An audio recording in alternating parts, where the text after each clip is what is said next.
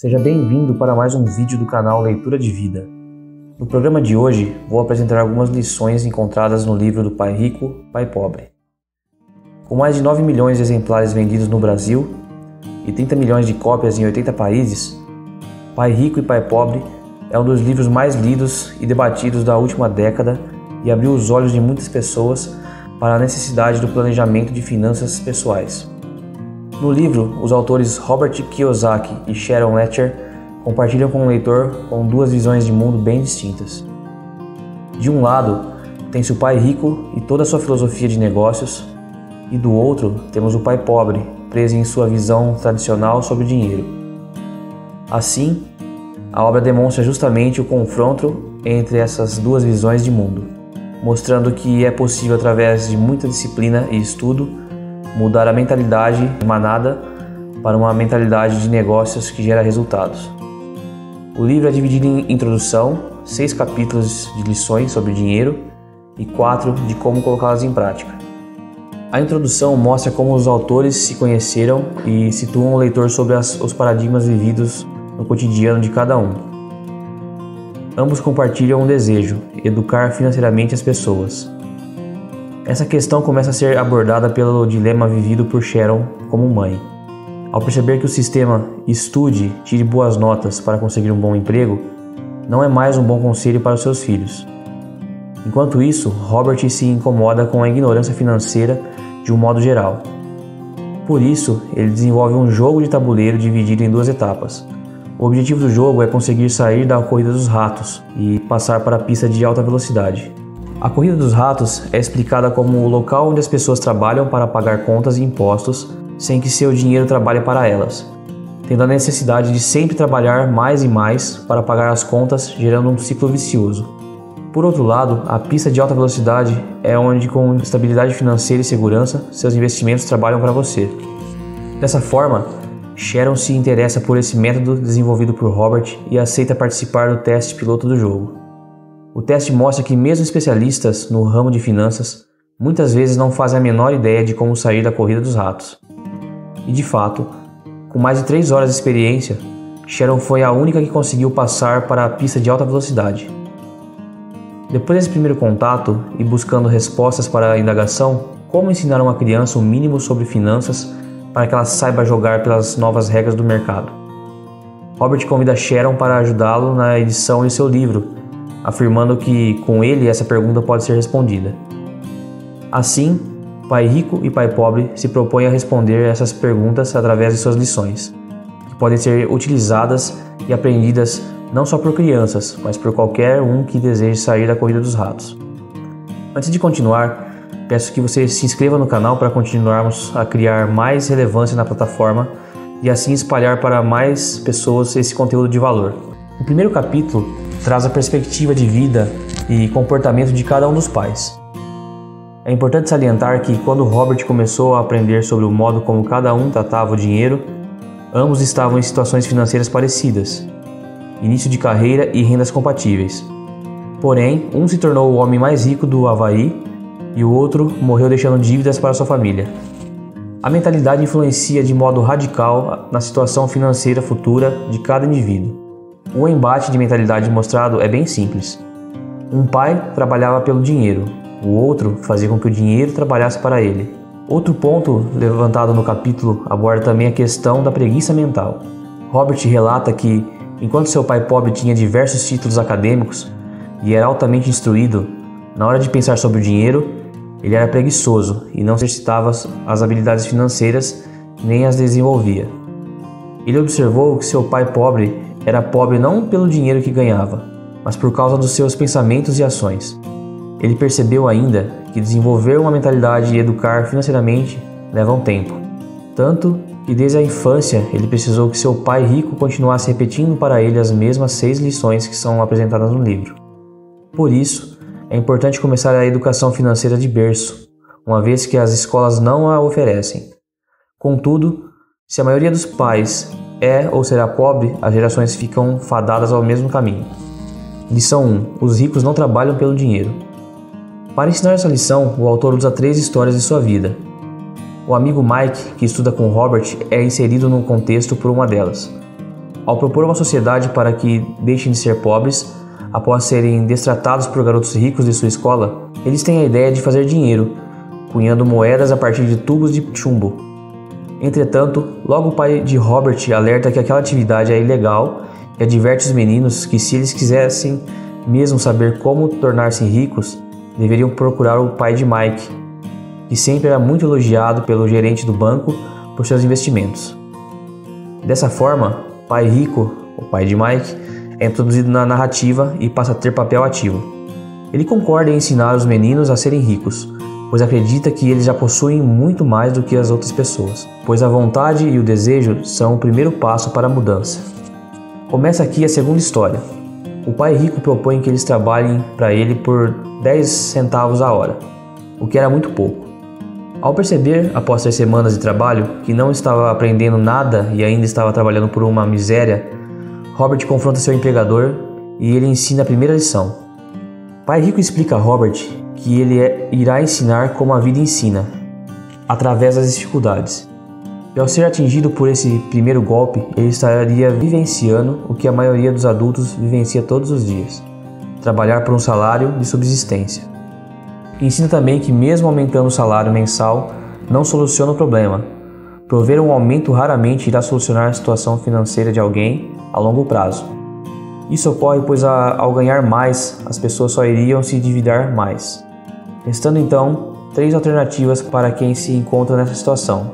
Primeira, reclamar e procurar outro emprego. Segundo, se acomodar e aceitar a situação, ou procurar uma forma de fazer o dinheiro trabalhar para eles. Ele segue argumentando que a maioria fica presa na primeira ou segunda opção, justamente por sentir medo de não ter como pagar as contas e a ambição de querer sempre mais dinheiro.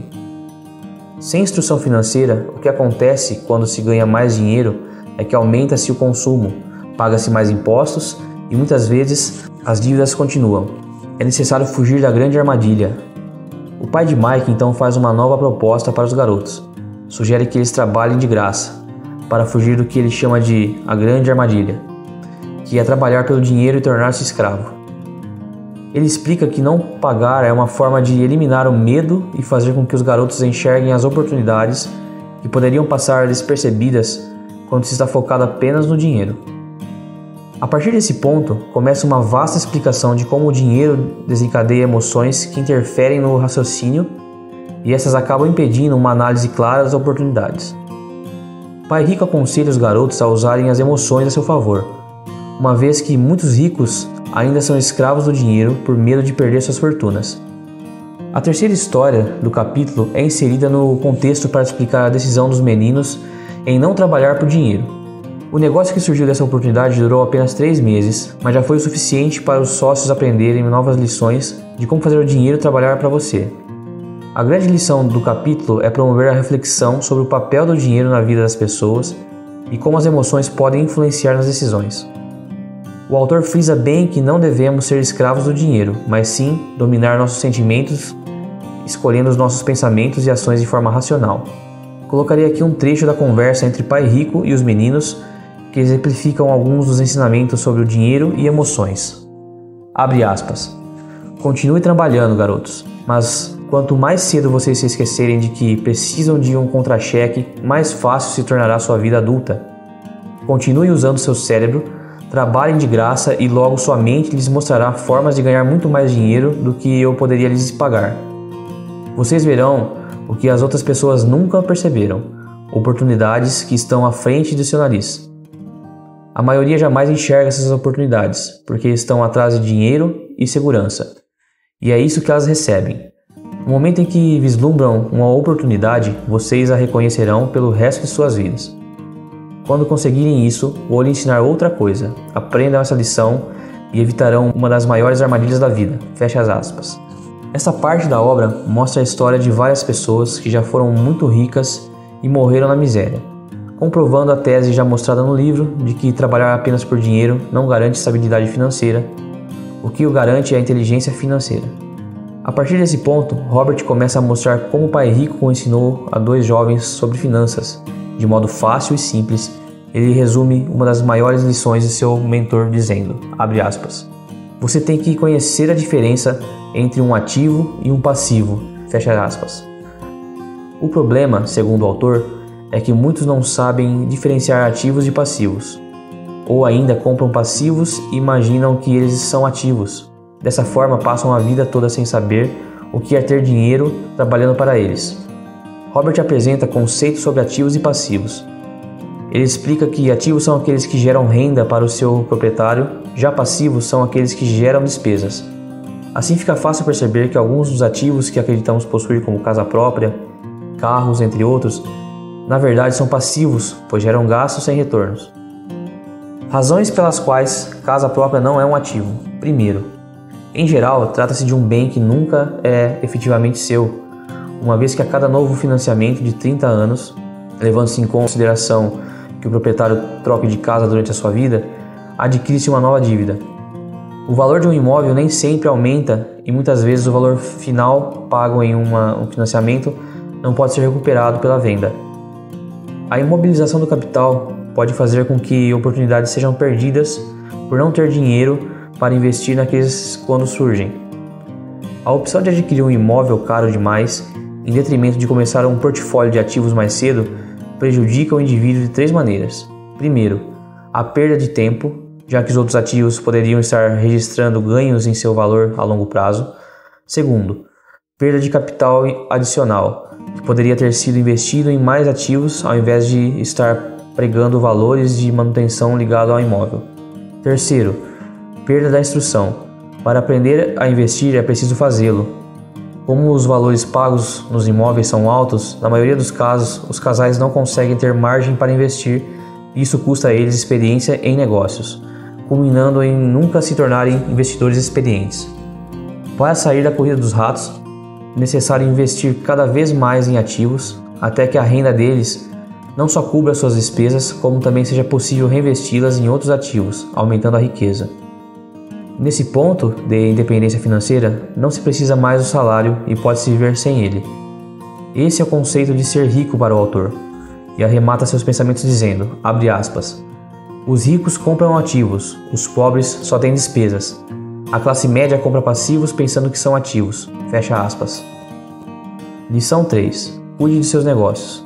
Nessa lição, Kiyosaki traduz para quem cada parte do seu patrimônio trabalha. Seu salário, resultante de sua profissão, trabalha para enriquecer o dono do negócio. As despesas trabalham para o governo, na forma de impostos. Os passivos trabalham para os bancos, já na forma de juros. O único dinheiro que trabalha para você está em seus ativos. Com essa ideia bem definida, o autor esclarece que, enquanto ele aconselha a cuidar do seu negócio, ele se refere à formação e à manutenção de uma sólida coluna de ativos. O autor deixa clara a diferença entre negócios e profissões. Seu negócio é aquilo que te gera renda sem que você esteja trabalhando diretamente nele. Já sua profissão é um emprego. Robert adverte que não é preciso deixar sua profissão para ter seu negócio. O mais importante é diminuir seus passivos e despesas, de modo a proporcionar compra de seus ativos e o início de seu negócio. Ele ressalta que é de suma importância desenvolver negócios com o que se gosta, atividades que tragam prazer e satisfação. Em seguida, o autor mostra uma lista de ativos que ele sugere que sejam adquiridos. Primeiro, negócios que não exijam sua presença. Seja dono, mas delegue a administração a outras pessoas. Se tiver que trabalhar nele, deixa de ser negócio e passa a ser uma profissão. 2. Ações. 3. Títulos. 4. Fundos mútuos. 5. Imóveis que geram renda. 6. Promissórias. 7. Royalties de propriedade intelectual. 8. Tudo que tenha valor, gere renda ou se valorize e tenha um mercado líquido. Robert optou por imóveis, já que gosta dessa área e se sente satisfeito em negociá-los e alugá-los. Para finalizar a lição, o autor fala um pouco sobre a aquisição de artigos de luxo. Eles podem ser comprados, mas após seus ativos, de preferência com a renda destes. Se este for o caso, a sensação será de satisfação pessoal por ter aplicado seu dinheiro corretamente, de forma que ele trabalhou para você e te presenteou com um carro novo, uma bolsa de grife ou outro item. Entretanto, ao comprar um item de luxo sem investir antes em seus ativos, o prazer inicial se transformará em angústia pois ao invés de alegria te trará uma dívida e mais um passivo inútil gerador de despesa. Lição 4. A história dos impostos e o poder da sociedade anônima. O capítulo conta com um pouco da história dos impostos e como eles oneram os trabalhadores. É nesse ponto que se insere a sociedade anônima e o modo como elas protegem o capital nela investidos, além de reduzir o montante de impostos pagos por uma lógica muito simples apresentada ao longo do capítulo. Kiyosaki define outro ponto importante, que é o QI financeiro. Ele o divide em 4 áreas: contabilidade, investimento, conhecimento de mercado e leis. Ao conhecer a contabilidade, pode-se entender a situação de uma empresa e analisar de forma clara se é um bom ou um mau investimento, além de seus pontos fortes e fracos. Investimento é, para o autor, a ciência do dinheiro que faz dinheiro. Entendimento dos mercados representa a necessidade de conhecer os aspectos técnicos dos mercados e os fundamentos de investimento. A lei mostra a importância de conhecer a legislação e se beneficiar dela, através de vantagens atribuídas e proteções dos ativos em processos judiciais. Lição 5. Os ricos inventam dinheiro. Ganhar conhecimento financeiro é a melhor forma de descobrir oportunidades, visto que atualmente a riqueza reside nas informações e na forma como elas são usadas. Reconhecer oportunidades depende de seu conhecimento e prática, como exemplificado no livro por uma mulher que, ao jogar o Cash Flow, jogo criado por Robert e explicado na introdução do livro, se revolta por não se identificar inicialmente nas situações do jogo e reclama de estar perdendo tempo. Muitas vezes é difícil identificarmos que estamos vivendo uma situação até que se reflita sobre ela. Normalmente as pessoas reclamam do jogo por não saberem aproveitar as oportunidades que lhes são dadas. O jogo oferece chances de sair da corrida dos ratos para alguns jogadores, sendo que em muitos casos a chance é única. As oportunidades da vida são reconhecidas e aproveitadas através de habilidades que podem ser desenvolvidas e aprimoradas por meio de alfabetização financeira. Ele deixa bem claro, independente do que aconteça, o que realmente importa é quantas soluções financeiras diferentes se pode achar para cada situação encontrada. E esta também é uma concepção de inteligência financeira definida por Robert. Em um dos relatos, ele conta que comprou uma casa de $5.000 de entrada e pagou as prestações do financiamento com aluguel, ficando mensalmente com $40 por mês de renda. Um tempo depois, ele vendeu a casa por $95.000 e comprou um prédio de 15 apartamentos. Após isso, ele vendeu esse prédio e comprou um com 30 apartamentos, e assim, de $5.000 inicialmente investidos, seu último prédio valia mais de $1 milhão. Isso ele fez em um espaço de tempo de 5 anos, aproveitando-se de uma crise. O que ele deseja é mostrar que existem oportunidades, pode-se aprender como aproveitá-las e até como fazer isso sem capital ou com capital muito baixo, já que grandes oportunidades não são vistas com os olhos, mas com a mente. Tipo de investidores. Há 2 tipos de investidores. Um que procura investimentos seguros e outro que monta sua própria carteira e assume mais riscos. O autor afirma que para ser o segundo tipo de investidor, além das habilidades já citadas de QI financeiro, é preciso desenvolver mais 3. Primeiro, encontrar a oportunidade que ninguém mais viu. Segundo, conseguir dinheiro em outras fontes que não bancos. Uma dica dada por ele é usar seus conhecimentos para fazer bons negócios e lucrar com isso. Por gostar de imóveis, ele procurava imóveis baratos e vendia para outros compradores por um valor maior. Pagava pelo imóvel e a diferença de preço que ele passou para outro comprador ficava como lucro. Terceiro, pessoas ricas contratam pessoas inteligentes para trabalhar para elas. Há muito para ser aprendido, mas as recompensas de buscar o caminho seguido pelo investidor do tipo 2, que lucra muito mais, são bem maiores do que aquelas auferidas pelo investidor que está preso à segurança. Assim, o conhecimento é a maior riqueza de um investidor e seu maior risco é não o ter. Entretanto, mesmo com conhecimento, haverá outros riscos. O importante é aprender a administrá-los. Lição 6. Trabalhe para aprender, não pelo dinheiro. Esta lição está embasada no fato de que ter um grande talento muitas vezes não é o suficiente para ser bem-sucedido. Robert explica que ser bom em apenas uma coisa pode levar uma pessoa brilhante ao fracasso. Um conjunto de habilidades é exigido de cada um para um sucesso e eles devem ser desenvolvidos ao longo de suas carreiras. Neste contexto, ele conta sua trajetória no mercado de trabalho e como ele aprendeu cada uma das habilidades que tem hoje. Foram muitas carreiras com grandes perspectivas que ele largou, pois sabia que não queria ficar preso à grande armadilha. Primeiramente, ele alerta para a necessidade de se escolher as habilidades que devem ser aprendidas, e então buscar empregos para desenvolvê-las. Mesmo que a mudança de ambiente de trabalho não seja vantajosa financeiramente, o autor aconselha que seja feita, pois as habilidades aprendidas serão de suma importância para a construção da sua riqueza. Aprender marketing e vendas são sempre uma boa opção. Trabalhar visando o aprendizado e metas de longo prazo é mais vantajoso que trabalhar para pagar contas. É preciso também estar constantemente fazendo uma autoanálise.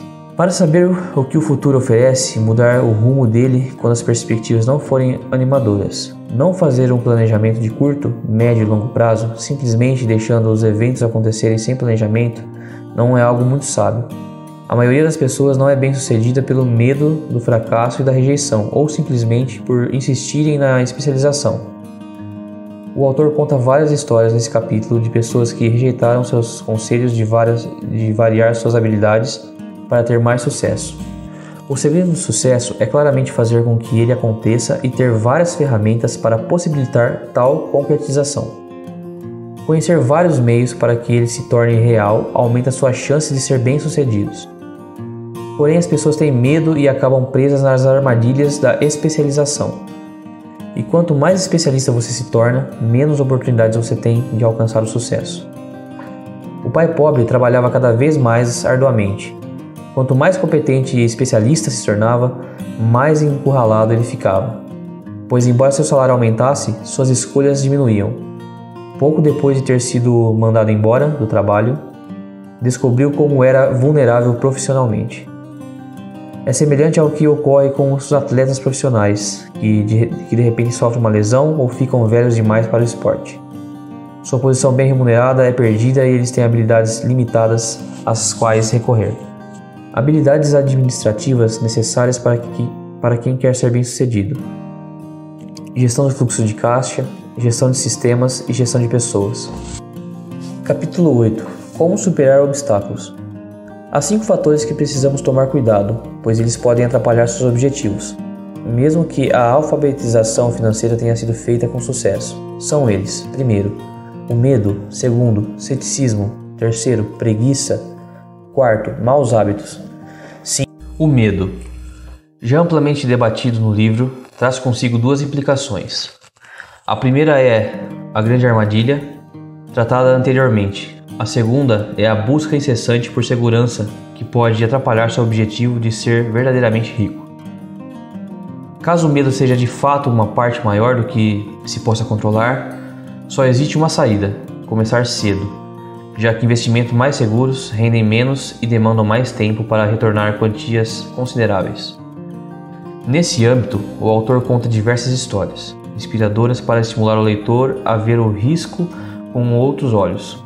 Ele afirma que não existe rico que nunca perdeu dinheiro, mas o que realmente conta é a postura diante da perda. Quem transforma a perda em motivação para ganhar é um vencedor, sendo questão de tempo para alcançar o sucesso. O ceticismo. O ceticismo é a segunda razão pela qual muitos não alcançam a riqueza. O investidor fechou o negócio imobiliário com a ajuda de Robert.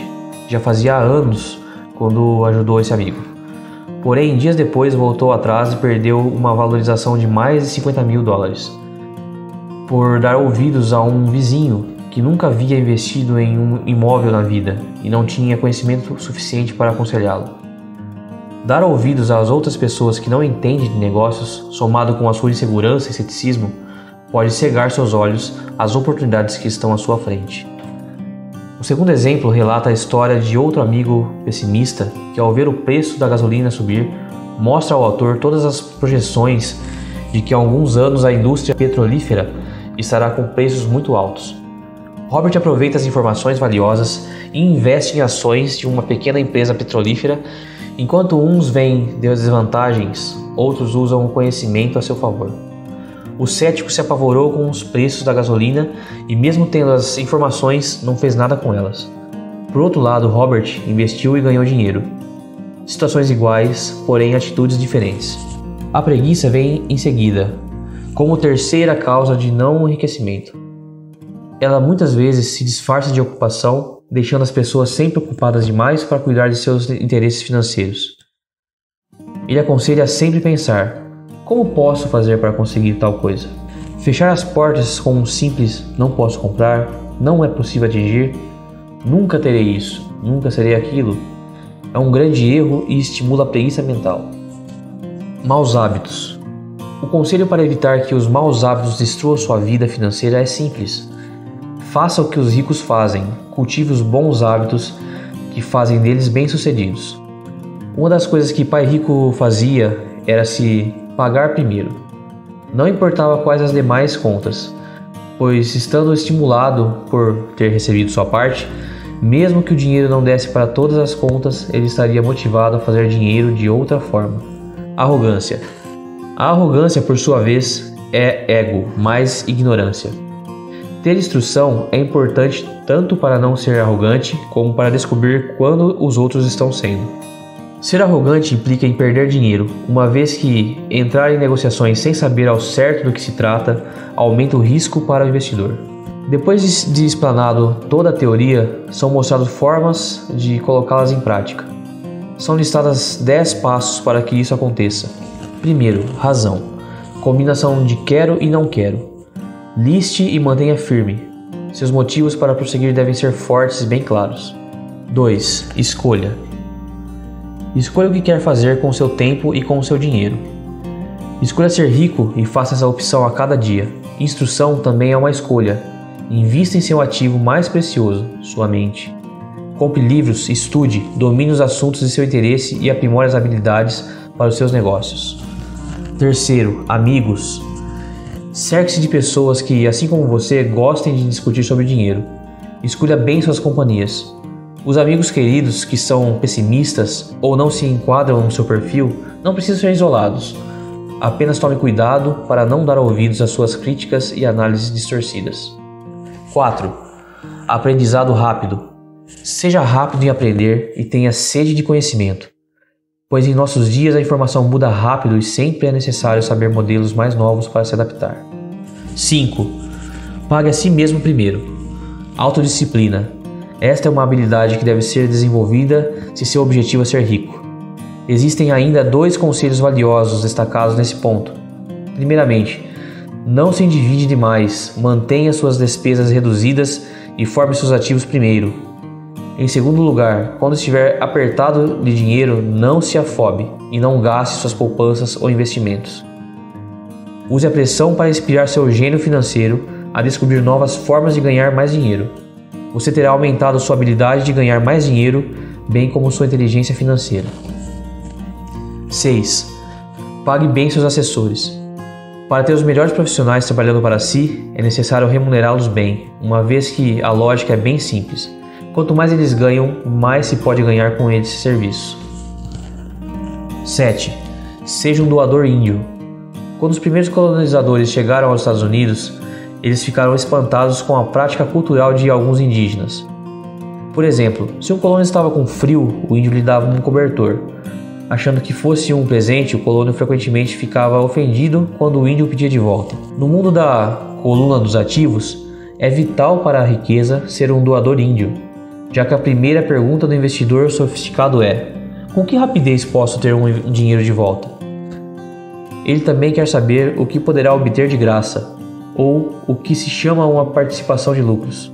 É por isso que o retorno sobre os investimentos é tão importante. 8. Ativos compram supérfluos. Compre coisas supérfluas com a renda proveniente de seus investimentos. Deixe que seu dinheiro trabalhe para pagá-los e não você. 9. Imite seus heróis.